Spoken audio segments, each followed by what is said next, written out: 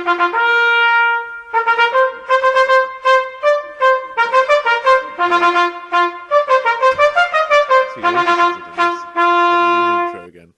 think you just say hello normally. All right.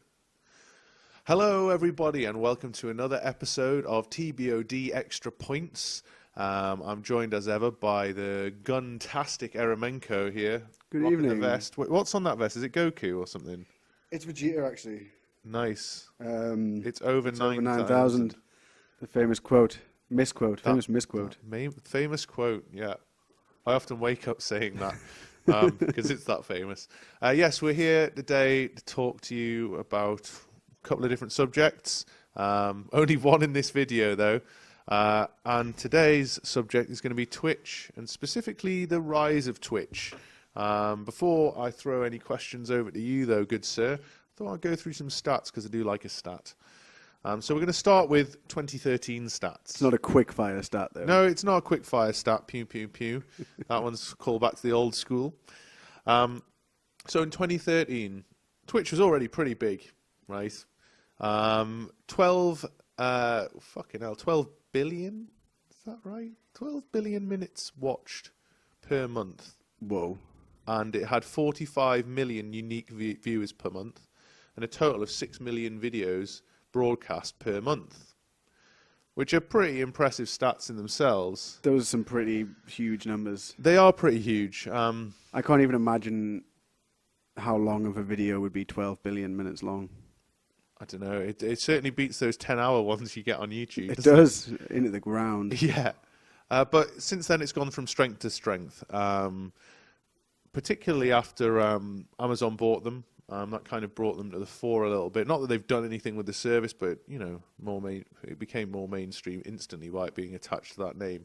So in 2014, the stats stood at 16 billion minutes watched per month, 100 million unique viewers per month, and it had 11 million total videos broadcast per month. They're kind of gargantuan figures.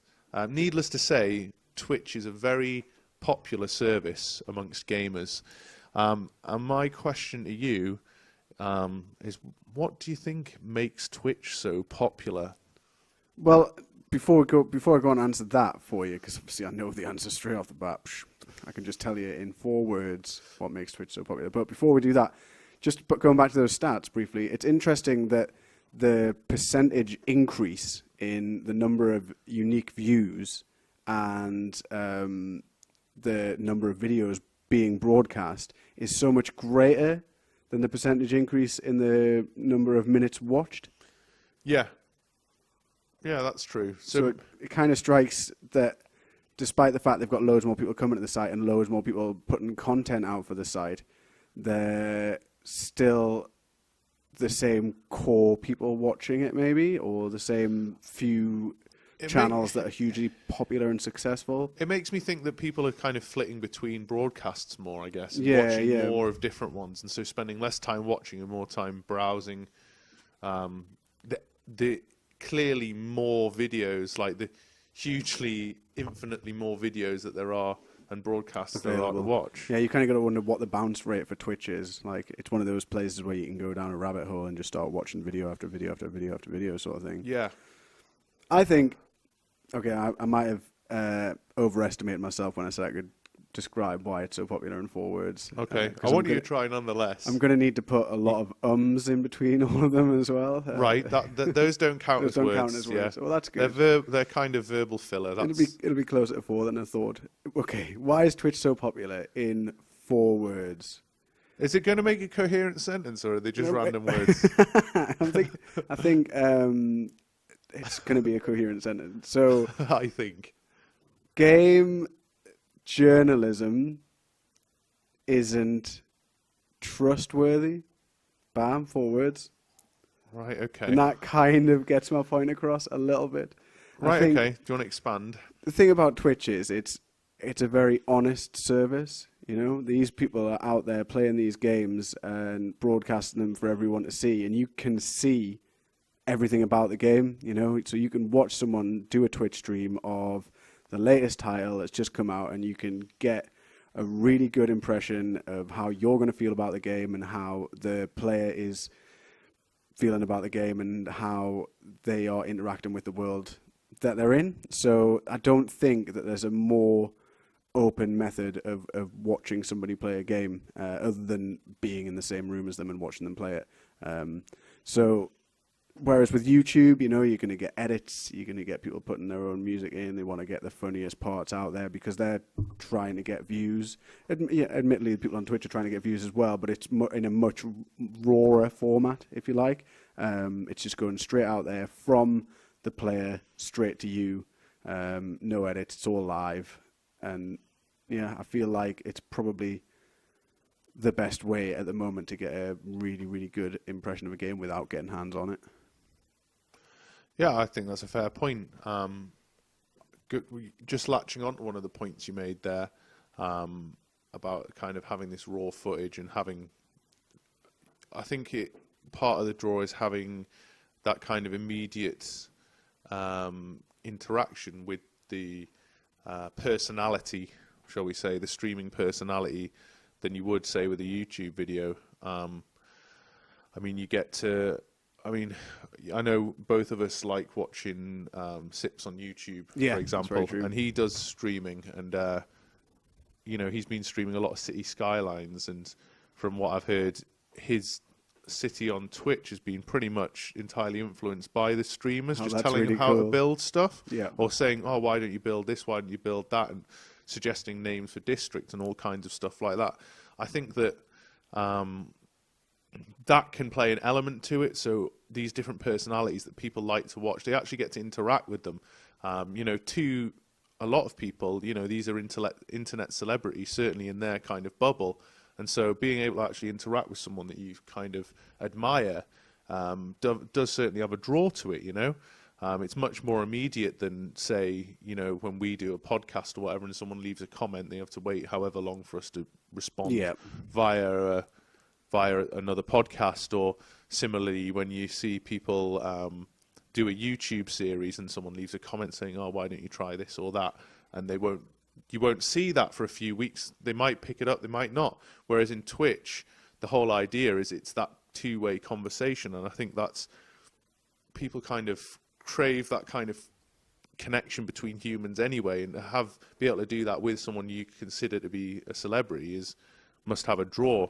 Yeah, that makes a lot of sense. I mean, I love it when in the past when I've Twitch stuff and people have been watching and commenting on stuff, like it kind of helps with the flow of it. I mean, obviously it's not an issue for Sips because he can talk by himself for days. Forever, yeah. And a lot of people can. It's an art to be able to just continue, like spiel like a stream of consciousness and not have it sound like utter bullshit. Like I tried to do a let's play of I've been playing War for the Overworld. Oh yeah. Just on a slight tangent, and I just started recording it and was just consciously trying to just be like, right, now I'm going to build this, now I'm going to build that, and then about 45 minutes in, it was just like, oh, what are they doing? Oh, right, I'll just move this here. And you know, I've listened to some of it back, and I was like, you might be able to cut half an hour out of the 2 hours that I did. Yeah. Whereas, you know, and again, this is a total tangent, but there is an art to being a good streamer or a good let's player. Oh, definitely. And yeah, so I think that being able to have that two-way communication is key. Another thing I think is key as well, though, is, like you say, it's the most honest way of seeing a game. I think it's the most honest way of kind of learning about a game without, you know, having to resort to, you know, walkthroughs and wikis, etc. Yeah, that makes sense. You know, things like Hearthstone are really popular on there because you can learn like crazy combos and synergies between cards when you're watching some of the top players, and you can actually improve your game. And I'm sure that must apply to other games, although I know for some people watching stuff like StarCraft, it's not so much the learning, but it's just seeing an elite person play. Yeah. I guess it's...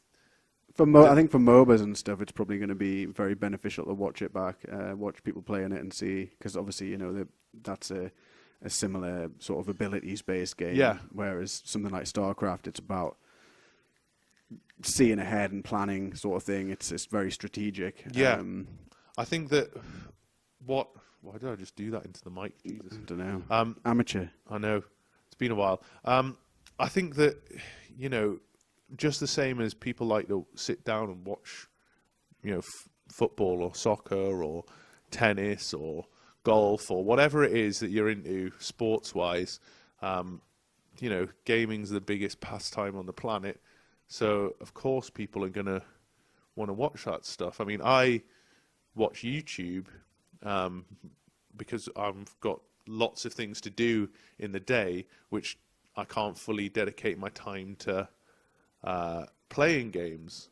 And I imagine Twitch is a similar type of thing. It's something you can have on in the background. Yeah. Just the same as, you could have two football teams on the telly that you don't really care, but they're on in the background while you're doing stuff, I think that Twitch has that same appeal, and that's part of the reason it draws so many people in. Just so the crushing loneliness doesn't get to you. Yeah.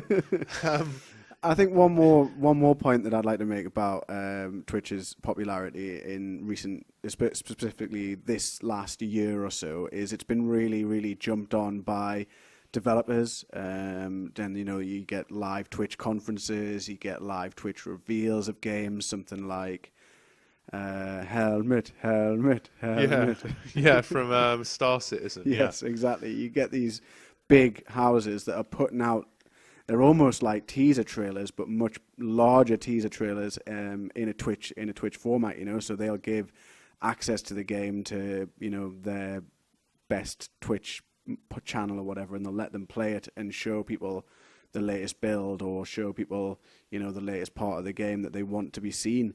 And that sort of exclusivity is something that is obviously going to help bolster the ranks of Twitch users, to be able to see it there first. Yeah, definitely. Like, they had the Game Awards on there, and you see more and more places do that, where they have their award ceremony on there. Like the BAFTAs was on, the gaming BAFTAs was on there on Twitch, and I think those kind of events help build the kind of prominence of Twitch. I think one more thing, when I think about Twitch, and obviously we've read out those mind-boggling numbers, but to me, I know that Amazon owns it and all of that, but when you actually use Twitch, it feels like a homegrown, like a homebrew thing. That's a double-edged sword. But I think the kind of raw feeling of it, the fact that it just feels like it's very kind of, I don't know, kind of stripped back in its UI. It's not overly flashy. And it's to the point. It doesn't always work, but it does work most of the time. Yeah. And that kind of slight vulnerability that it has to not always working and not having the flashiest graphics and all that can kind of help with just that kind of mindset that people have with it. I guess if when you think of all those kind of things which are too slick and too kind of polished, gamers tend to get a slight dislike for that. Because we're like hipsters, but with games. Well, yeah, but honestly, if you think about if you think about big gaming companies, like your EAs, your Microsofts, etc., they always put on like an absolutely flawless show, and there's nothing wrong with that, but it kind of breeds this kind of slight kind of I wouldn't say hatred is probably a bit too strong a word, but a kind of resentment. And Twitch, as a thing you use, doesn't come across as big and brash, and it thinks it can do it all. And the people behind Twitch don't come across that way. And so I think that lends favour to gamers, and that's why they are so on board to use it. Yeah. It doesn't feel quite so much like a conglomerate of putting it out there, does it? I know exactly where you're coming from with that. Yeah, even though the fourth biggest company in the world owns them. You'd think they'd be able to get some better servers. Sometimes I get such bad lag when I'm trying to watch Twitch videos. Well, I think that that's all going to be in the pipeline to see what Amazon does, especially now that YouTube's bringing out its own streaming service. if there's one company that can bring down Twitch, it's YouTube. Like, Twitch should be Slash worried. Google. Yeah, Twitch should be worried because they got that Google money coming towards them. Like, you know, they do need to buck their ideas up if they're going to, so I guess, survive the onslaught that is whatever YouTube brings as its new streaming. Yeah, well, I mean, service, you look at a lot of Twitch streamers, and a lot of them, like you talked about Sips there, a lot of them have their own YouTube channel as well. And the temptation is definitely going to be there for them to say, I'm just going to stream on YouTube, because then it's all in one place. Like, people don't have to go multiple accounts. People don't have to do this, that, and the other to watch my videos, watch my content. I think their biggest audience is already on YouTube. And if YouTube can make theirs work 100% of the time, like, that's already an advantage on Twitch. it's a worry. Yeah. But, regardless of what the future holds, Twitch has become a staple within the kind of gaming buffet that there is. I'll be very interested to see how it develops further and see how much better and more accessible it becomes in the future. And with that, watch this space. Yeah, we will end this discussion here. If you've got any thoughts on Twitch, if you're a Twitch user or you stream on it regularly, let us know. Just give us a tweet at TBoD or hit us up on the comments below this video. Thank you very much for listening, watching, reading. Good evening, good afternoon, good morning, and good night. Tarowski.